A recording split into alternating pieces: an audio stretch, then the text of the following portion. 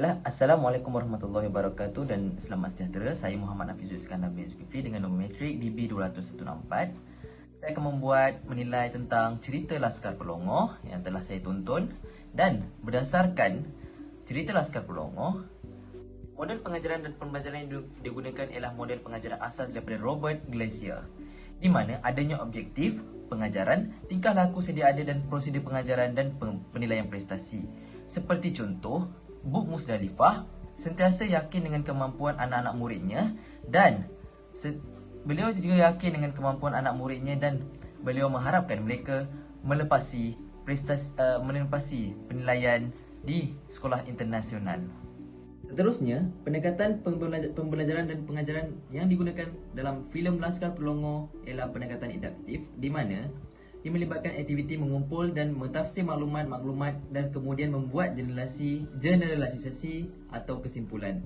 Sebagai contoh, Bu Musdalifah sentiasa memastikan anak-anak muridnya bergiat aktif dan menyertai setiap proses pengajaran dan pembelajaran, seperti perkiraan matematik di mana dia menanyakan soalan kepada kelas muridnya dan bintang tampil ke depan untuk menjawab, serta peta juga yang di mana bintang juga menjawab soalan yang dikemukakan daripada Bu Musdalifah.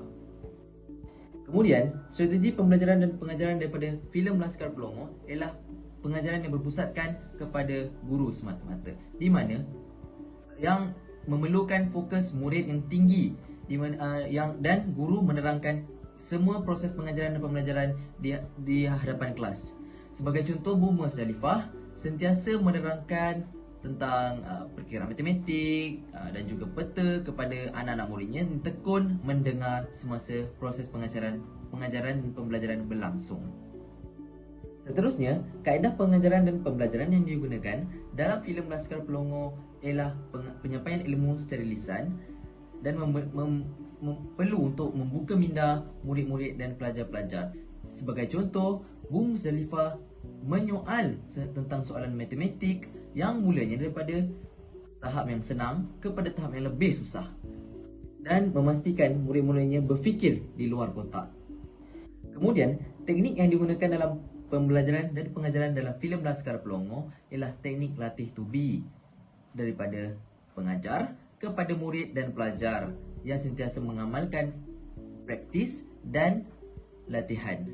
Sebagai contoh, Bu Musdalifah sentiasa menanyakan soalan-soalan matematik terutamanya kepada pelajar-pelajar, kepada murid-muridnya untuk sentiasa menjawab apa soalan yang dikemukakan sebagai persediaan menyertai pertandingan lomba cerdas cermat, dan hasilnya mereka memenangi pertandingan tersebut. Secara keseluruhannya, apa yang saya dapat refleksikan daripada karakter guru dalam filem Laskar Pelongoh ialah penampilan guru itu sendiri, iaitu Bu Musdalifah yang sentiasa menampilkan dirinya sebagai seorang guru yang berkaliber dan mempunyai keyakinan yang tinggi. Selain itu, keprihatinan beliau terhadap murid-muridnya sangat tinggi dengan lebih mengutamakan murid-murid, pengajaran dan pembelajaran terhadap murid-muridnya. Beliau juga mempunyai budi pekerti yang sangat tinggi dan positif yang menyebabkan murid-muridnya sentiasa menghargai beliau, dan juga sikap profesional sebagai seorang guru yang patut dicontohi kepada Bu Musdalifah yang lebih mengutamakan profesion beliau sebagai seorang guru daripada hal-hal lain. Sekian sahaja analisis saya terhadap filem Laskar Pelongoh. Terima kasih kerana mendengar. Assalamualaikum.